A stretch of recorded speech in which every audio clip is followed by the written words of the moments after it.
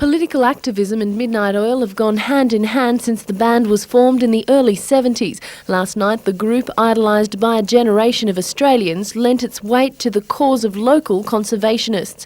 The concert was staged to help raise awareness about a number of contentious developments planned for Pinny Beach and Belmont North, as well as highlight the need to preserve undeveloped coastal areas, including Stockton Bight and Catherine Hill Bay. They've allowed us to come in here, reach the people, have a point of view about what is happening in your backyard, right here. So I feel pretty good about it. They're nature's true gentlemen, actually. The Surfrider Foundation, Wallara Peninsula Coalition, Jules Landcare and Hunter Coast Care Forum handed out information.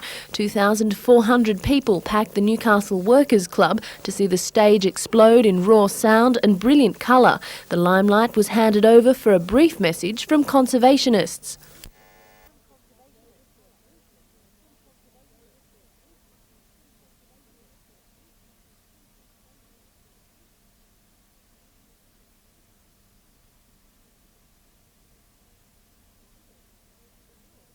The lyrics aimed at encouraging the crowd to follow the band's lead.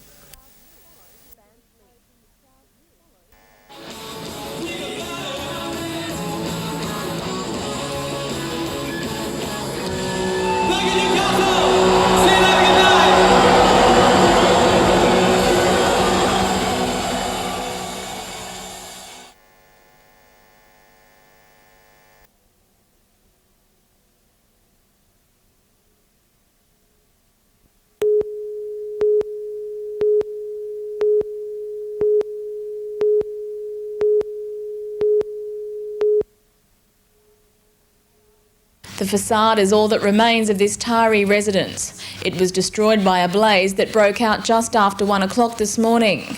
A taxi driver was in the vicinity when he saw flames and called the fire brigade. We got a call to a house alight in High Street, North Taree, and when we responded, the house was well alight. Flames are coming out of the doors and windows. It took firefighters 25 minutes to bring it under control, although the building continued to smoulder through the night. Nothing inside the house could be salvaged. The damage bill is estimated at $70,000.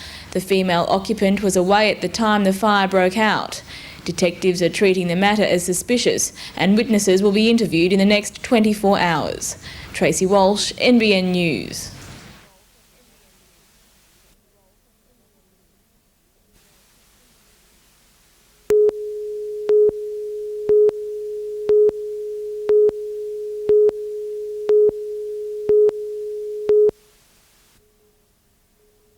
At the Taree Group 3 Leagues Club last night, it was smiles all around. The Hawks have been judged the most impressive side in First Division Country Rugby League.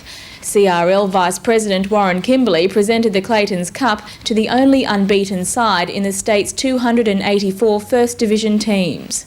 It's a very well sought after award. It's been going since 1937 and during that time everybody has tried to get it. It's the very first time it's ever come to this area in all those years. The Foster Tuncurry team won the pre-season competition and the minor premiership. Coach Dennis Tutty took the Hawks to victory in an impressive grand final match in which they defeated Warhope 20-4. Next year's Group 3 matches will involve Saturday and Sunday teams joining forces for one competition. Warhope and Port Macquarie teams will be playing in Group 2. Tracy Walsh, NBN News.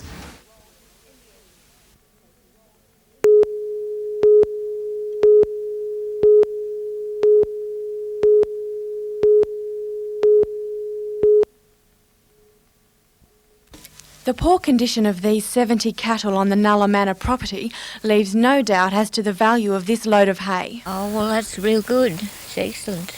10 round bales made from cane tops have come from Woodburn on the north coast. The bales arrived yesterday with a number of local farmers on hand to help unload the bounty. Over there on the north coast there's a nice lady called Ian Thompson over there who's organising these cane tops.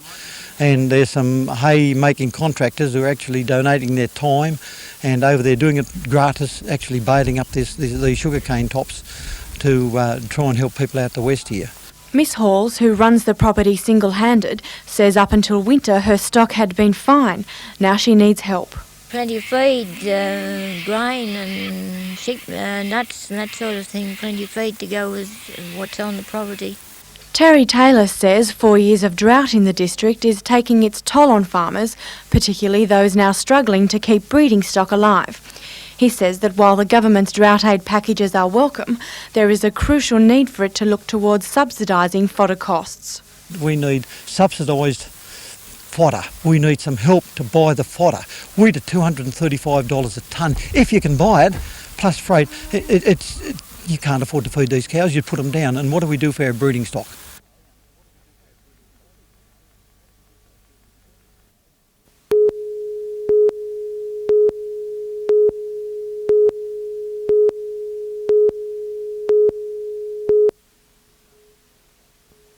Newcastle players had their chance to press for selection in the state under-19 side against Sydney today. Simon Dillon the best with the ball, capturing 2 for 38 as the visitors scored 7 for 240 from 55 overs. In reply, Newcastle slumped to be 5 for 20 before the tail offered some resistance.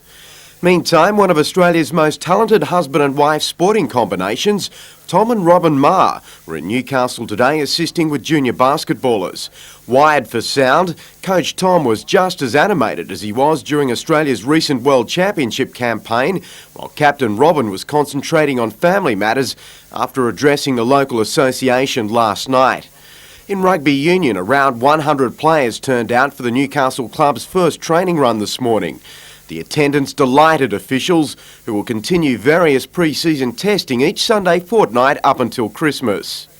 For the second week in a row, a driver has escaped serious injury after rolling his car at the Newcastle Motordrome. This time it was John Pryor's turn in the Formula 500 feature. And after the first round of the Super Sedan Top Gun event, John Pine leads the series after taking out the 15-lap feature.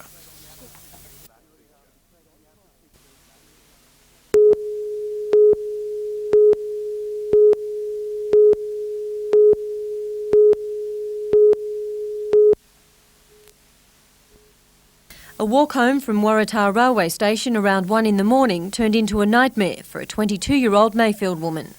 As the woman attempted to cross this overhead bridge, she was grabbed from behind and pulled to the floor. After a brief struggle with her male attacker, she managed to escape and flee to her Mayfield home, where she contacted police. The male offender was seen running towards Station Street, Waratah. Anyone with information should contact police. The attacker is described as a Caucasian of medium build with brown hair. He was wearing a black jumper and dark-coloured trousers. Meanwhile, police have released the name of an 84-year-old woman killed after a fire ripped through the rear of her home in Wentworth Street, Georgetown yesterday. She was Iris May Tapp. Preliminary investigations suggest the blaze may have been caused by a radiator. Catherine Lamond, NBN News.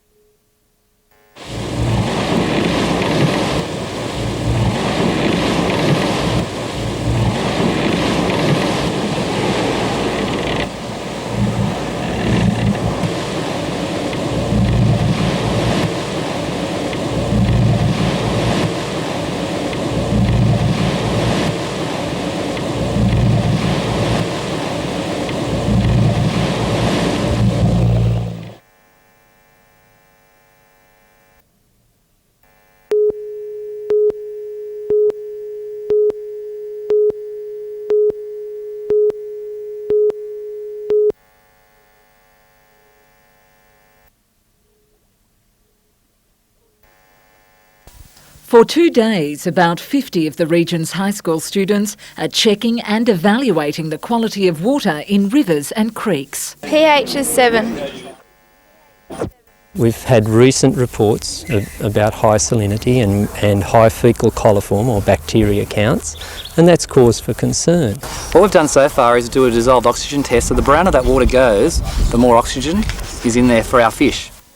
Backed by a number of government agencies, the Streamwatch program has spread statewide, students sharing the information through a school computer network. They're becoming more educated in terms of getting the community involved, and then those students actually then work in with their local councils, their catchment management committees, other government agencies, and they work as a great big family or a great big stream team. 19 schools in the Hunter are part of the scheme, encouraging students to take more responsibility for the environment's future. Rather than saying, well, it's someone else's problem, they start to realise, hey, wow, we're having an impact on our own environment and we should be doing something about it. I feel that we all need to do something about the environment, and I guess this is my way to do something for it. Other kids aren't worried about it, they're just worried about sport and things like that, but us dedicated kids, we're just worried about what happens for the future and all that sort of stuff. Melinda Smith, NBN News.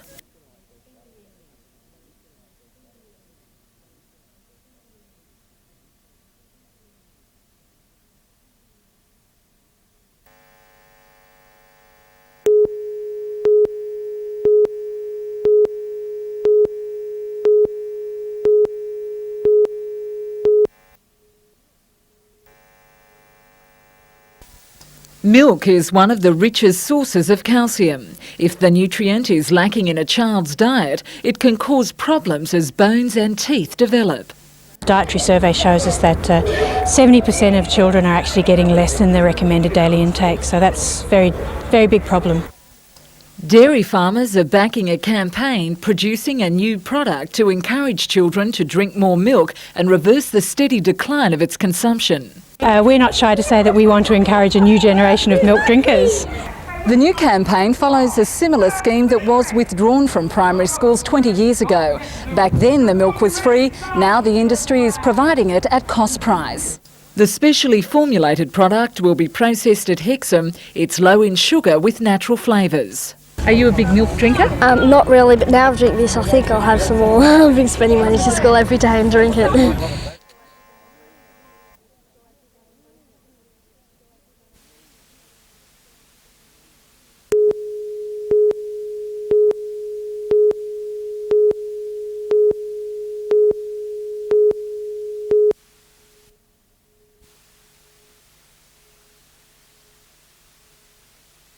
Bucks fly had got away well, then followed by Bananas Fire, Diamond Blues a long way back.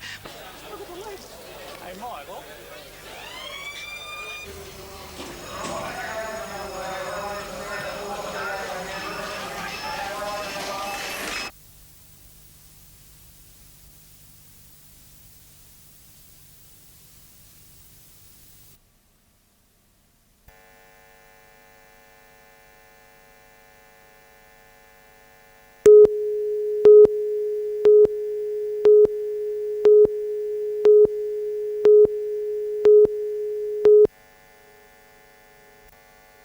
This morning, the cattle were trucked into their new home, a 50-hectare site at Bulwarra near Maitland.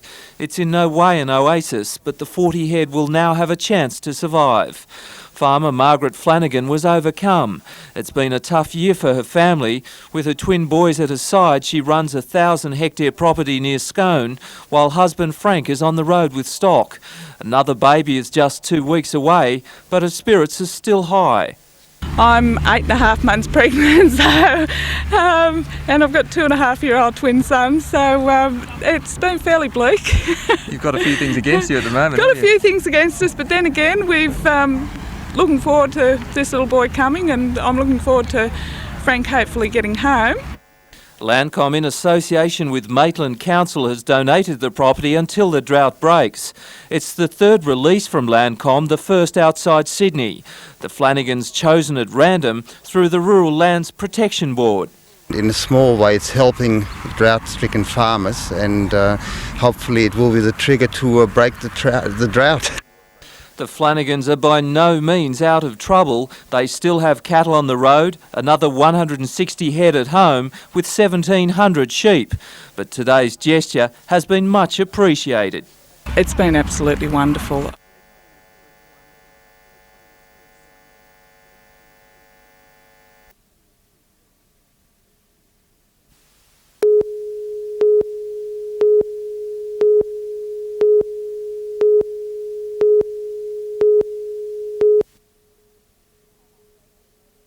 The current station, located in South Street, Tuncurry, was designed to be temporary while funding was sought for a new building. That was nearly 10 years ago, and now police are prepared to fight for a long-promised $2.4 million station. If they're advised to do so, police will take industrial action.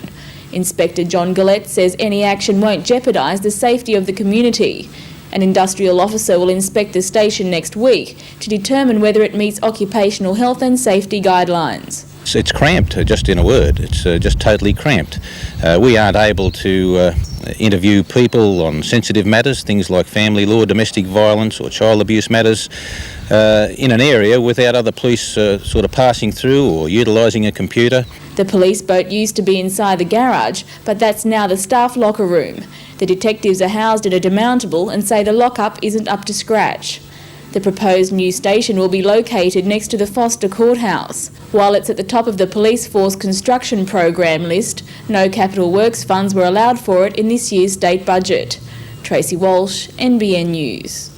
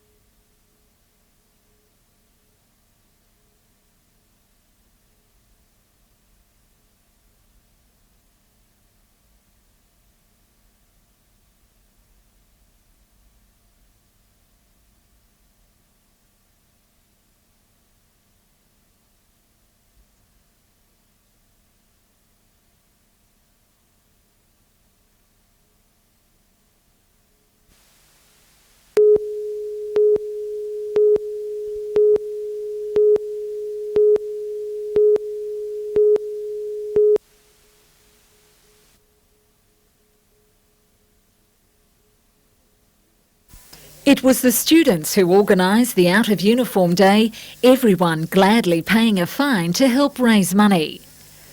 When all donations were collected, the school's assembly kept everyone guessing.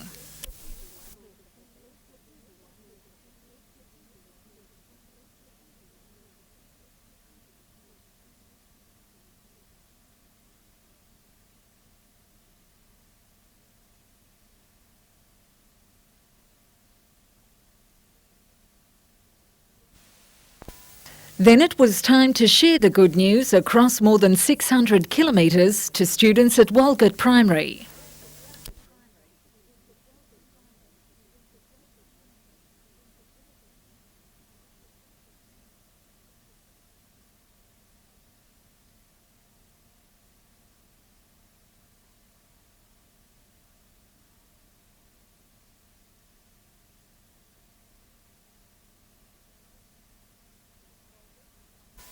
Walgett is one of many rural towns in the state's northwest feeling the strain of the drought. Wallsend Primary is hoping its message of support will go a long way. It's just a good cause for the people who need it more than us. Because we'd like to help them out, and because they're not as fortunate as we are and don't have enough water as us. We're thinking of them a lot and hope they get some rain.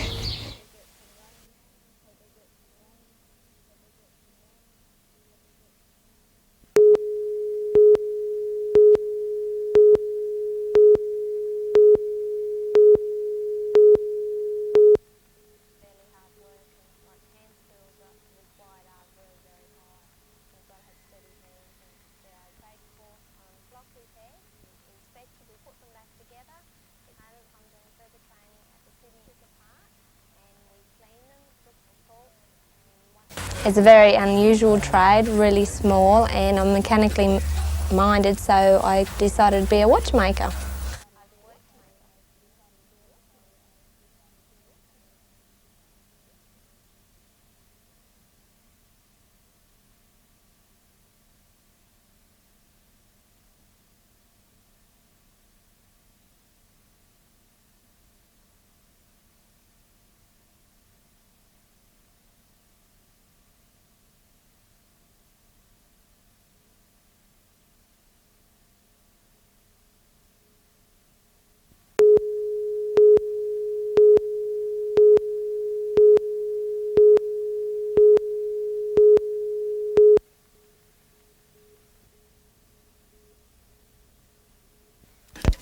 The Singleton house never had a chance. Flames took hold just after 7 last night, firefighters faced with an inferno.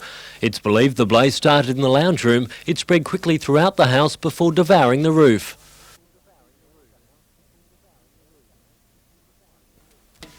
Firefighters attacked the flames from every possible angle, but there was nothing they could do to save the building. The battle was over in less than half an hour. The house destroyed. A young mother and her 2 daughters were taken to hospital with smoke inhalation, but were later released. Investigation started this morning under the drizzle of day, but the rain had come way too late. Daylight also revealed the extent of damage to a house in the Newcastle suburb of Cardiff. This is all that remains of the building after fire broke out early this morning. The 31-year-old occupant was in hospital having a baby. Both fires are regarded as suspicious. Richard O'Leary, NBN News.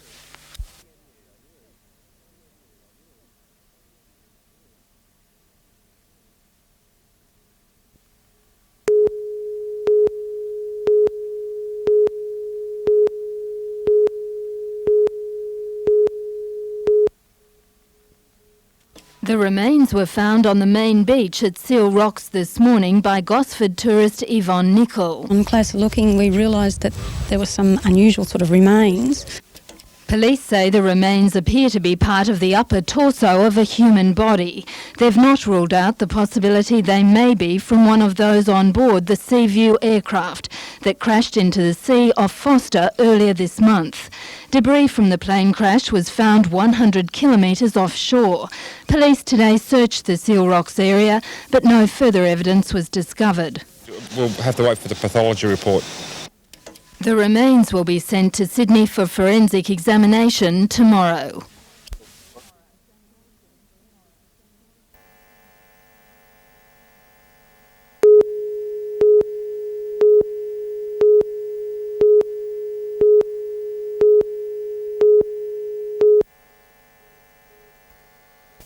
It was a mixed bag of economic news at the Hunter Valley Research Foundation breakfast. More tourists, more houses, but fewer jobs. Another 4,000 people in the Hunter were out of work in the last quarter, despite a 35% increase in job advertisements. One reason that may explain that is that there is a mismatch in job skills. That is, that employers may be looking for certain skills in the labour force, but they're not finding them. Also, there's a drop in production in many of the Hunter's major export industries, coal, aluminium and steel. The drought has also taken its toll, with most rural industries struggling. Combined, they've maintained the Hunter's jobless rate above the state average at 13.2%. And it's only going to get worse as university and school students flood the market. In the short term, it's probably going to rise before it gets better. The good news is that more people are visiting the Hunter. There's also been a sharp rise in housing and commercial building approvals. But with the Commonwealth Bank predicting an interest rate jump within 2 weeks, they too could stall. Richard O'Leary, NBN News.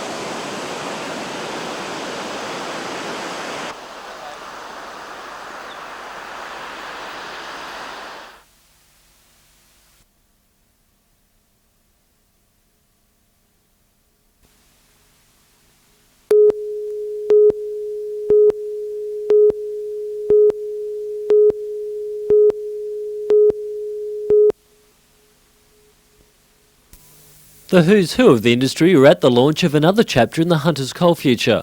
The $75 million coal loader will boost capacity by 7 million tonnes a year. The Newcastle terminals are now capable of loading 1 million tonnes of coal every week. This important link in the coal chain is capable of meeting the world demand, and the fact that it is at the leading edge of world capacity and world technology, I think positions the Hunter Valley in that preeminent position. It shows the world that PWCS and the Hunter Valley coal export industry is determined to remain a very competitive and strong player in the industry. The Port Waratah Coal Service will also extend the Kooragang Coal Terminal by 1 million tonnes and spend $25 million on a second shiploader. There could even be a third coal berth. A third berth is on the drawing board, but the timing of that will of course depend on how well we within the Hunter Valley coal industry and the coal chain are able to meet overseas demands. The confidence in the industry's future betrays some suggestions the Hunter coal reserves are running out. And if the major coal bodies are worried about continued protests over proposed mines, such as Bengalla near Muswellbrook, they're not letting on. I think the people of the Hunter have taken a very balanced and mature approach to development within the region, and I'm sure that will continue. Richard O'Leary, NBN News.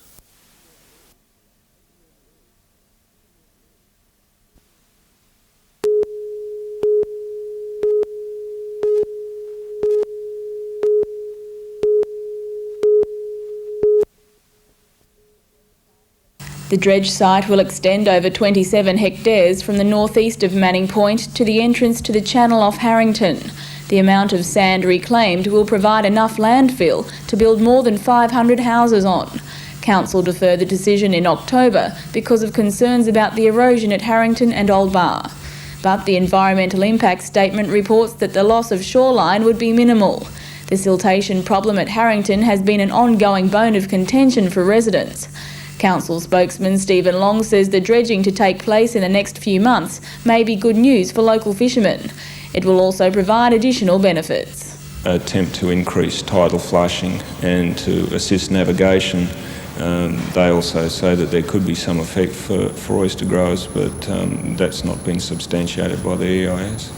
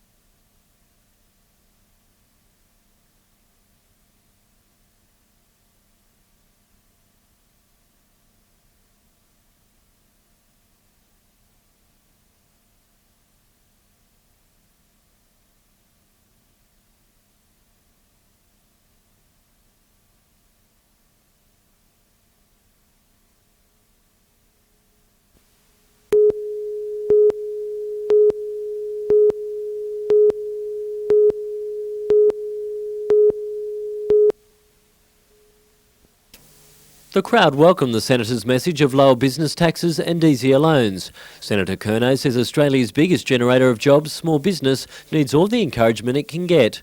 But the business crowd wasn't as keen on the Senator's support for the latest rise in interest rates.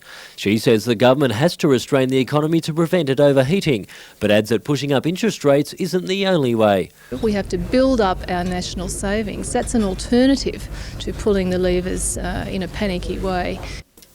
But the visit by the leader of the Democrats was to reward businesses that have succeeded despite the economic obstacles. The Anchorage resort at Port Stephens was named Best Big Business for its outstanding contribution to tourism, and the restoration of the Civic Theatre helped Suitors architect Snell win the Small Business Award. Richard O'Leary, NBN News.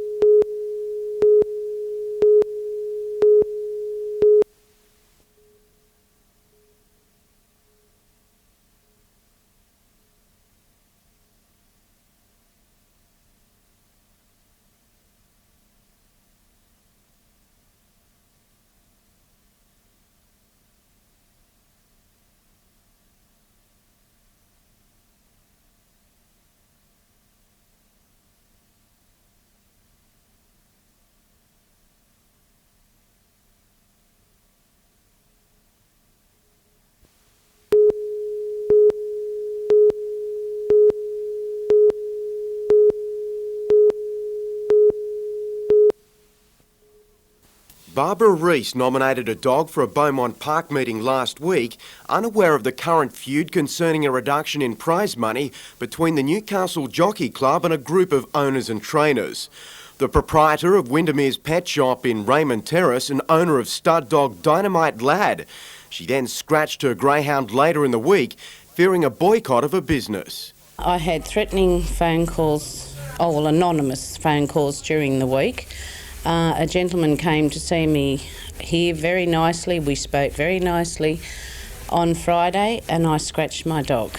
She wouldn't name the person who visited her, but today prominent owner Gary Newman admitted he was the man in question and simply informed Mrs Rees of a proposal by owners and trainers to boycott any business supporting the Newcastle Jockey Club. I'm being quite open. There was no threat whatsoever made. None whatsoever.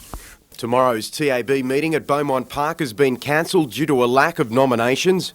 Owners and trainers still unhappy with the amount of prize money. The NJC has ceased negotiations with the owners and trainers, handing the matter over to the Greyhound Control Board. Despite the standoff, the owners and trainers claim to be united and have denied they favour breaking away from the NJC to gain their own licence.